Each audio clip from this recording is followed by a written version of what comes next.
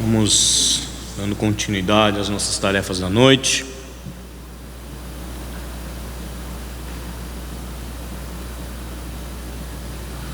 Voltando um pouco a falar sobre a ressurreição, né?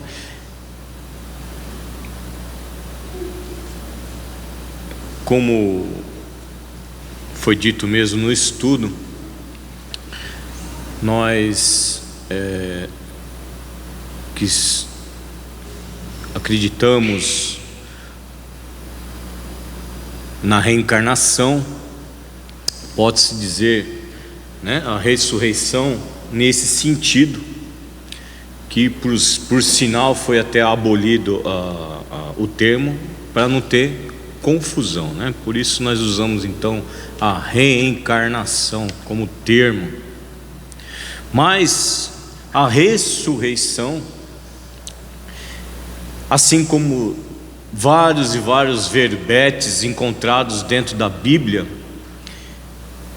no nosso meio espírita, ou seja, na nossa interpretação, de Kardec e dos benfeitores espirituais, uma simples palavra às vezes tem vários significados, dependendo da situação em que se encontra a criatura ou a situação que encontra os grupos, né? Então a ressurreição mesmo pode ser encarada como reencarnação no nosso linguajar espírita, ou como um ressurgimento, um reaparecimento, né? Então tem vários e vários termos que a gente tem que, é muito delicado, mas a gente tem que se aprimorar nisso, porque afinal é o Evangelho, não é?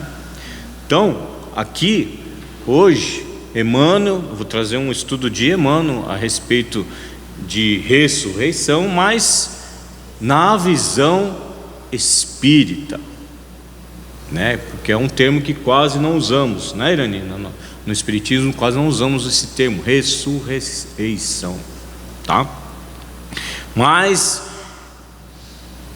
como tudo, na reencarnação e na ressurreição, cabe-nos compreender as leis de Deus. E aqui no caso, Emmanuel vai nos trazer uma das leis, que é a lei do retorno. Lei de retorno, que é o título da lição do livro Pão Nosso, ditado por Emmanuel e escrito pelas mãos do nosso querido Chico Xavier, onde Emmanuel traz uma reflexão de um versículo do Evangelho de João, que é o capítulo 5, da passagem da cura do aleijado do tanque de Betesda, que os irmãos já devem saber. Esse versículo diz assim: e os que fizeram o bem sairão para a ressurreição da vida, e os que fizeram o mal para a ressurreição da condenação.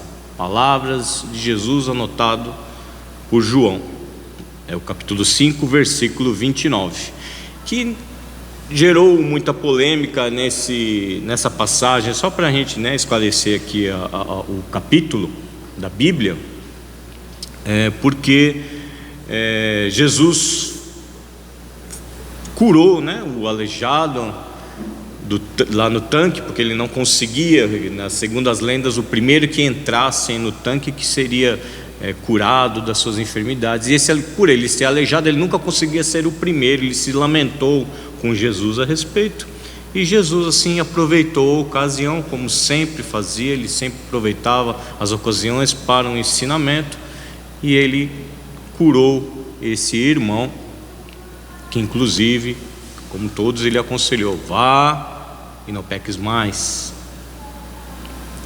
E causou escândalo, porque foi num sábado, né? E no sábado, para os fariseus, não poderia ser feito nenhuma atividade, tinha que ser o dia dedicado, o descanso, enfim, e gerou toda essa polêmica.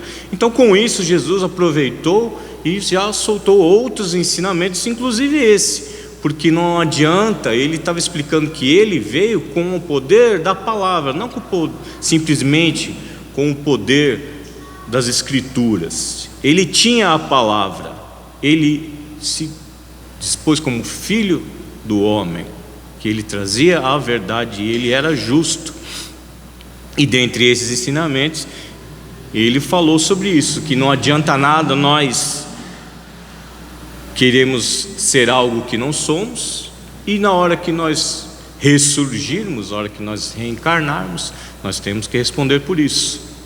Então Emmanuel aproveitou esse apanhado, e somente desse versículo: e os que fizeram o bem sairão para a ressurreição da vida, e os que fizeram o mal para a ressurreição da condenação.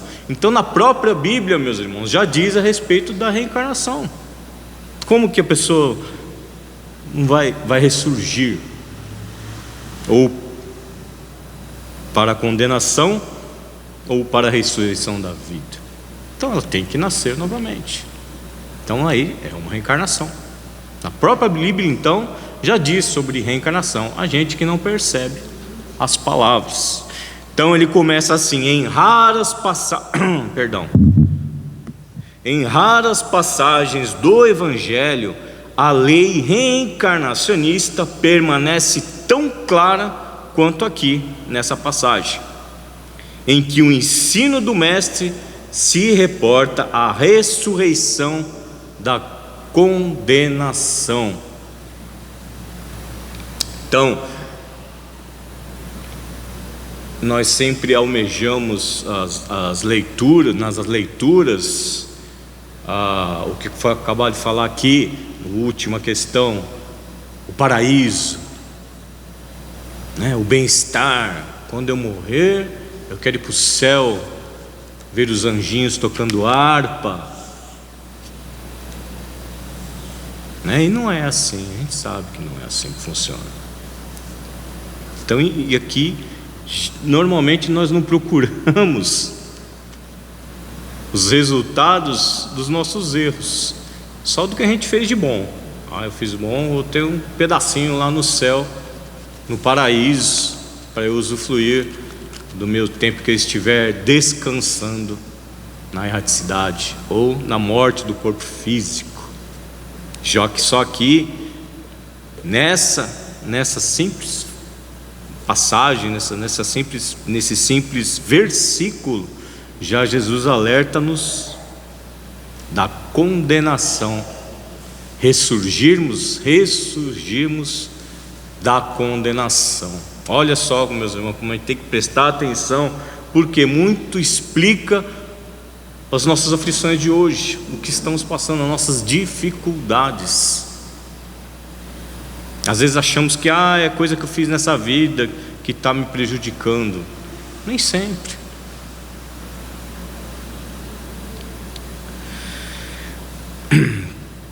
E ele até menciona aqui, Emmanuel: como entenderiam estas palavras os teólogos interessados na existência de um inferno ardente e imperecível?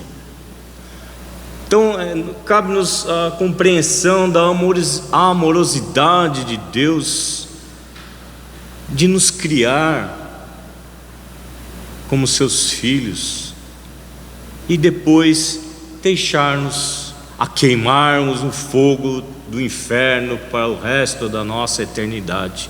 Não faz o menor sentido, gente. Deus é amor, é perdão e é caridade. Quando que o poderoso vai querer isso para um filho? Quando que um pai vai querer isso para um filho?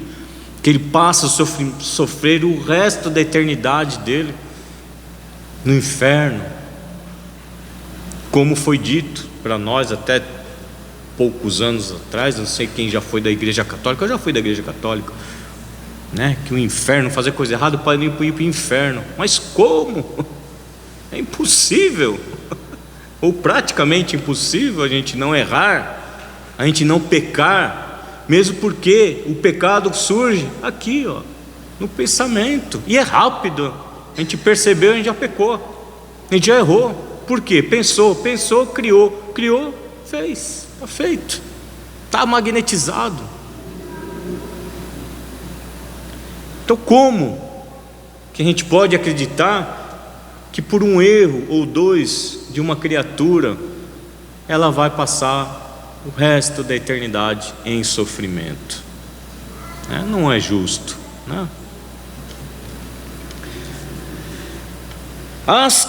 As criaturas dedicadas ao bem encontrarão a fonte da vida em se banhando nas águas da morte corporal. Olha as palavras de Emmanuel, que lindo. Criaturas dedicadas ao bem encontrarão da vida em se banhando, encontrarão a fonte da vida em se banhando nas águas da morte corporal. Por que isso, meus irmãos? Porque nossa vida é no plano espiritual. Aqui nós, na carne, nós estamos passando experiências, provas, expiações, mas são temporários. Que nossa verdadeira existência é no plano espiritual. Aqui é passageiro, não é lá. Quando a gente desencarna, aí vai reencarnar, isso aí é uma passagem. Não, a passagem é quando a gente está encarnado. Aqui que é passageiro. Por isso que a gente tem que aproveitar quando a gente estiver aqui, porque são as nossas provas. Estudamos, aí chega a hora de fazer a prova, é aqui. A gente reencarna e vamos lá passar pelas provas nas quais nós mesmos pedimos, e dificuldades que nós mesmos criamos. Mas Marcelo, foi o ciclano que acabou com a minha vida. Ele foi simplesmente a ferramenta para a gente passar pela experiência. Não é que foi ele o causador, ele só foi a ferramenta para a gente passar o que a gente está passando hoje. Não foi o causador. A gente precisa compreender que somos herdeiros de nós mesmos. É difícil de encarar, é difícil. Pô, Marcelo, mas eu pedi isso. Pediu. E graças a Deus nós não lembramos nos nossos planos, porque senão haveria mérito. A gente tem que vivenciar, a gente tem que passar por essas experiências, tem que viver hoje, agora, o presente, que já diz tudo. O presente é um presente de Deus para todos nós. O momento agora, para a gente se aprimorar, aproveitar cada segundo, não é cada dia, é cada segundo de pé aqui com consciência, para poder se melhorar, procurar se melhorar. Como é que eu faço isso, Marcelo? Se está em dúvida do que é certo e o que é errado, pega o Evangelho, Jesus vai lhe responder tudo isso. Aliás, já temos contidos dentro do nosso íntimo o que é certo, o que é errado. As leis de Deus estão todas contidas dentro dos nossos corações, dos nossos sentimentos. Diz aí no livro dos Espíritos isso. Só que nós não lembramos de tudo, é claro, assim como não lembramos de outras encarnações. Mas é o presente é um presente para nós, hoje, agora. Então aquele que está se dedicando ao bem, ele não tem medo da morte, do corpo físico, porque ele sabe o que vai aguardar ele quando ele chegar lá no plano espiritual.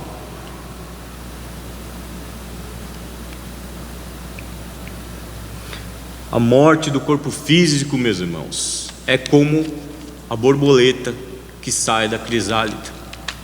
A gente se desvincula do corpo físico e volta com a nossa beleza espiritual, o que realmente somos, espíritos. Aqui ele prossegue: suas realizações, aqueles que se dedicam ao bem, né? Suas realizações do porvir seguem na ascensão justa em correspondência direta com o esforço perseverante que desenvolveram no rumo da espiritualidade santificadora. Então, olha só, esforço perseverante. Então, esses vislumbres, né, de que encontraremos quando retornarmos ao mundo espiritual, a consciência e a alegria que a gente almeja, pode acontecer sim, mas cada qual com o seu merecimento, cada qual com as suas obras. Assim que nós teremos ou não um vislumbre de algumas alegrias, porque ainda estamos um pouco longe de nos tornarmos seres completamente felizes. Isso é com o tempo que se adquire, é inerente a todos nós. Então, correspondência direta com o esforço da perseverança que desenvolveram com o rumo da nossa vida, nossa espiritualidade aqui. Todavia, os que se comprazem no mal cancelam as próprias possibilidades de ressurgirem ou da ressurreição na luz. Cumpre-lhes a repetição do curso expiatório. A volta é a volta à lição ou ao remédio. Ou seja, ele já está então dizendo aqui quando a gente reencarnar já. Que ele cita aqui como, olha, você vê como Emmanuel, o próprio Emmanuel diz aqui, ó, ressurreição na luz. Quando a gente ressurgir no planeta Terra. Então, cada qual com as suas obras. É claro que em apenas uma encarnação, meus irmãos, que isso fique bem claro, nós podemos ter um desenvolvimento muito bom, praticando bem, amando, perdoando. Mas, meus irmãos, é quase que impossível a gente resgatar todas as nossas faltas em apenas uma encarnação, porque, como eu mesmo disse, é muito rápido. Uma vida, 80 anos, 100 anos que seja, é muito rápido para a gente resolver alguns problemas que a gente tem a pagar, tal como o carnê das Casas Bahia, que a gente leva 5 anos para pagar. Existem algumas faltas nossas que a gente leva 5, 10 encarnações para resolver uma questão que a gente está devendo. Mas o que nos alegra é que temos a eternidade e temos Jesus sempre nos amparando, nos guiando nesses caminhos, para que a gente não cometa mais erros. Então, aquele que se comprazem no mal, a gente já sabe como que será a reencarnação, a próxima reencarnação dele, né? Ressurreição da condenação, a expiação pelas suas faltas, muitas das vezes sem direito à prova e já diretamente à expiação. É a volta à lição ou ao remédio, como eu disse. Não lhes surge diferente alternativa. Então não tem outra opção, porque são as leis divinas que regem isso, não são as nossas leis do homem. Dessa vez eu quero assim, daquela vez eu quero assado, porque eu vou reencarnar e eu posso. Não é assim. Existem leis e regras e condicionamentos exatamente para nós também. Não é a gente chegar lá, sentar e achar que eu vou fazer a minha programação reencarnatória do jeito que eu quero. Não é assim. Não é um plano de saúde que a gente escolhe os opcionais, não.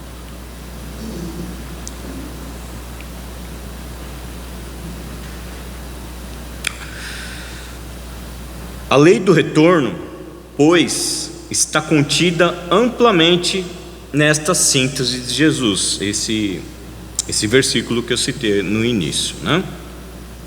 Daqueles que fizeram mal, ressurreição da condenação, e para aqueles que fizeram bem, a ressurreição da vida, da luz. Ressurreição é ressurgimento, e o sentido de renovação não se compadece com a teoria das penas eternas, ou seja, ninguém está fadado a sofrer por toda a eternidade, meus irmãos, né?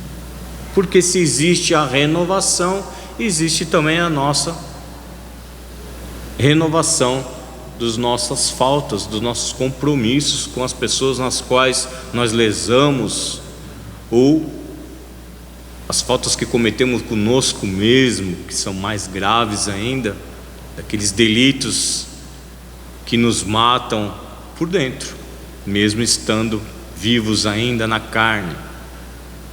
Eu não vou entrar nesse detalhe porque, né, mas a gente sim tem esse poder de se autodestruir, nós sabemos disso. Então isso nós também responderemos: ah, meu corpo, minhas leis, minhas normas. Não, o corpo não é nosso não, meus irmãos. Esse corpo aqui não é do Marcelo. Esse corpo aqui foi me emprestado por Deus para que eu possa vivenciar as experiências aqui no planeta Terra, e eu vou devolvê-lo depois, quando a gente desencarnar, e o corpo vai deteriorar e vai se tornar, vai se modificar. Então a gente devolve até o corpo. Então nem o corpo não nos pertence. Então não podemos fazer o que a gente bem entender com ele, não. A gente tem que respeitar as leis de Deus quando se trata de nós mesmos também. Então, o sentido de renovação não condiz com penas eternas, certo? Então, desmistificar esse negócio de que a pessoa vai cair no umbral e vai ficar lá para a eternidade, só se ela quiser.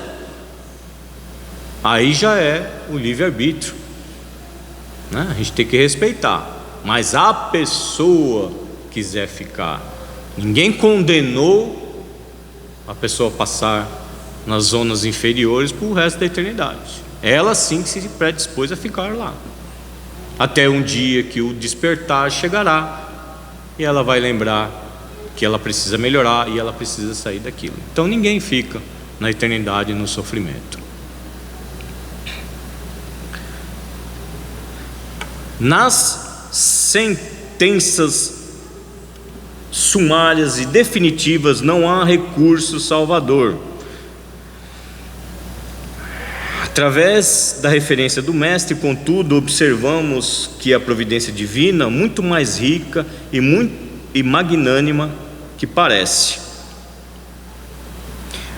Porque nós temos ainda, nós não sei, né, mas muitos de nós ainda têm aquela visão do Deus ditador, do Deus que castiga, do Deus que condena, o Deus juiz. E a gente tem que mudar isso.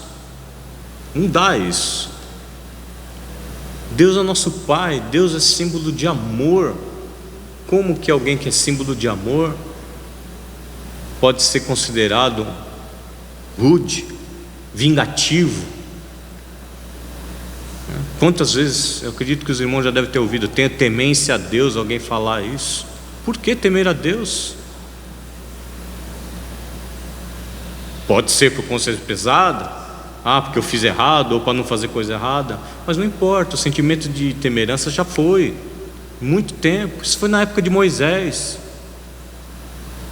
que a gente precisava ter medo de Deus. Hoje nós compreendemos que Ele é perdão e sempre nos oportuniza uma nova experiência, uma nova chance da gente recuperar as nossas faltas, e digo mais, amenizadas pela sua misericórdia. Claro, convém lembrar que é cada um com as suas obras. Às vezes as pessoas fazem por merecer ter as suas penas mais apaziguadas, suas penas, suas aflições, suas expiações e provas.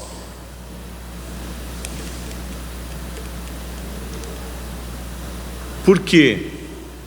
Porque Deus sabe das nossas dificuldades, sabe o quanto nós ainda somos imperfeitos e temos dificuldades, por exemplo, de amar ao próximo. Temos dificuldade de amar ao próximo. 2000 anos se passaram, mais de 2000 anos que Jesus nos recomendou, e a gente ainda continua sem amar o próximo. A gente ama os que são próximos, ali, famílias, parentes, amigos em comum, os próximos. Mas aquele estranho ali na rua, por que eu vou amar? Entende? Então são essas pequenas coisas, esses detalhes, na nossa falha de interpretação, que a gente fica patinando. 2000 anos sem compreender e sem cumprir o que Jesus veio pedir para a gente fazer. Teimosia, somos teimosos. Mas é aí que está.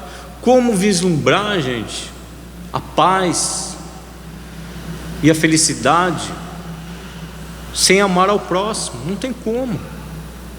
Porque sempre, se a gente não amar o próximo incondicionalmente, sempre vai ter alguém te incomodando. E se tem alguém te incomodando, você não tem paz, você não tem alegria.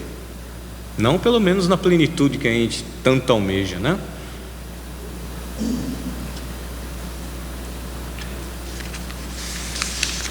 Então, providência divina sempre magnânima e rica, misericordiosa para com todos nós, com as nossas faltas.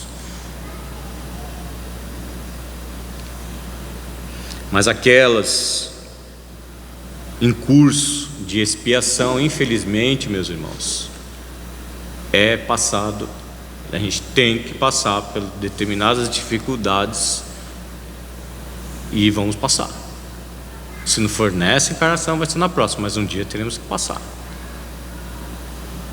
É tal qual pagar o boleto, é isso aí. A gente tem que pagar, não dá para sair dessa não. Até que se pague até o último centil, nós não vislumbraremos a ressurreição na luz.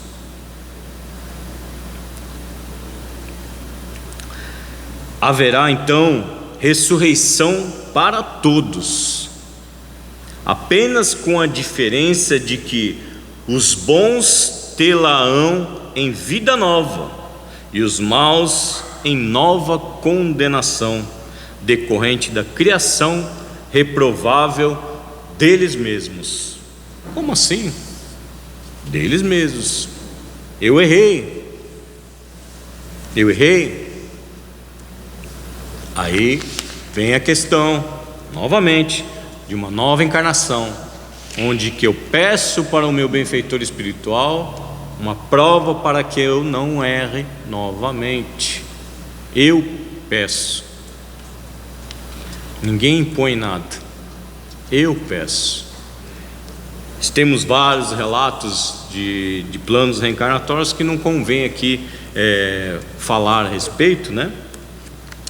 Mas, meus irmãos, o que a gente compreende é que a gente tem que viver o presente da melhor maneira possível, porque o passado já foi, não podemos mais mudar. O que foi feito, está feito. E o presente a gente vive para que o futuro, sim, a gente faça um futuro melhor para cada um de nós. É o presente que define tudo isso, o hoje, o agora, com nossos pensamentos, nossas palavras e nossas atitudes. O amanhã é nosso. Se ele vai ser doloroso ou não, é hoje que determina isso.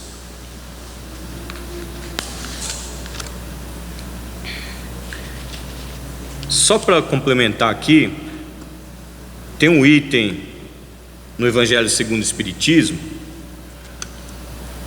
do capítulo 27, pedi e obtereis, o item 21 fala a respeito disso, que eu só vou ler aqui para os irmãos, só para a gente finalizar essa parte aqui então, que fala sobre a nós termos coragem de enfrentar as nossas dificuldades e coragem de resistir ao mal, porque muitas vezes a gente tem que ter coragem mesmo, porque é muito fácil a gente errar, viu, meus irmãos? Então, para resistir, a gente tem que ser corajoso às vezes. No item 21, o homem sempre sofre a consequência de suas faltas. Não há uma só infração à lei de Deus que não seja punida. A severidade do castigo é proporcional à gravidade da falta. Durante o castigo é indeterminada, a duração do castigo é indeterminada, seja qual for a falta, pois está subordinada ao arrependimento do culpado, e ao seu retorno ao bem. A pena dura tanto quanto a obstinação no mal.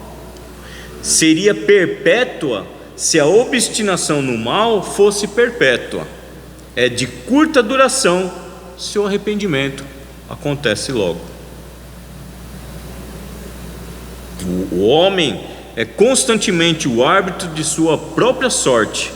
Pode abreviar o seu suplício ou prolongá-lo indefinidamente. Sua felicidade ou sua infelicidade depende de sua vontade de fazer o bem.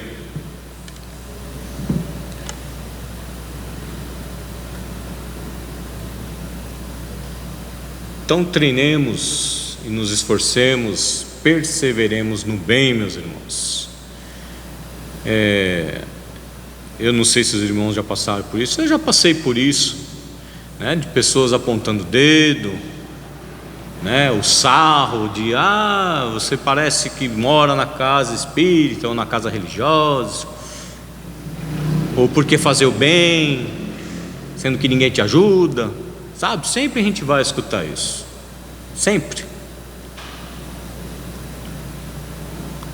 E o que importa? A opinião dos outros.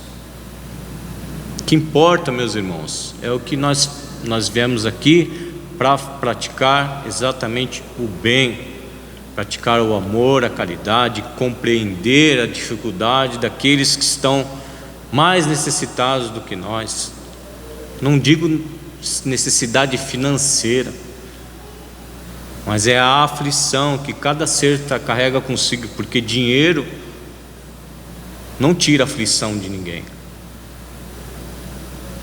Pode trazer uma felicidade momentânea, mas acabou o frenesi do momento, a aflição volta. Então que a gente possa se esforçar nesse bem, para ao ressurgirmos aqui na terra, tenhamos então cumprido com algumas das nossas tarefas assumidas por nós mesmos antes de retornarmos aqui, ressurgirmos aqui na terra. Abrimos nossos corações, procuremos enxergar sempre aquele irmão que está ao nosso lado com fraternidade, com carinho, principalmente aqueles que ainda têm mais dificuldades que a gente, são merecedores a mais do nosso carinho, do nosso olhar caridoso, para que assim, meus irmãos, nós não acumulemos ainda mais encargos para as nossas próprias próximas vidas. Esforcemos-nos, perseverar é muito importante, perseverança, persistir mesmo. Embora muitos de nós tenham dificuldades, aliás, quase todos temos, mas sempre há um espaço na vida da gente que a gente possa praticar o bem, principalmente aqueles irmãos que estão esperando a nossa palavra, a nossa presença. Que Jesus então nos abençoe, meus irmãos, agradecendo sempre a Ele a oportunidade de estarmos aqui hoje reunidos em Seu nome, recebendo essa chuva de bênçãos dos Seus estudos e de Suas passagens aqui entre nós. Obrigado, Mestre querido, pelos Teus exemplos que sempre nos impulsionam ao cumprimento das leis do nosso querido Pai Maior. Agradecendo sempre também aos nossos queridos irmãos benfeitores espirituais, dirigentes que nos acompanham e nos auxiliam e comandam todas as atividades desta casa. Casa esta, hospital espiritual, que recebe todos nós enfermos do corpo ou da alma, com todo amor e todo carinho. Muito obrigado, Senhor. Muito obrigado, meu Deus, por tudo que temos e por tudo que somos. Abençoa-nos, todos nós, encarnados e desencarnados, que possamos nos sentir mais próximos de Ti, Mestre amado, não só hoje, mas sempre. Que assim seja.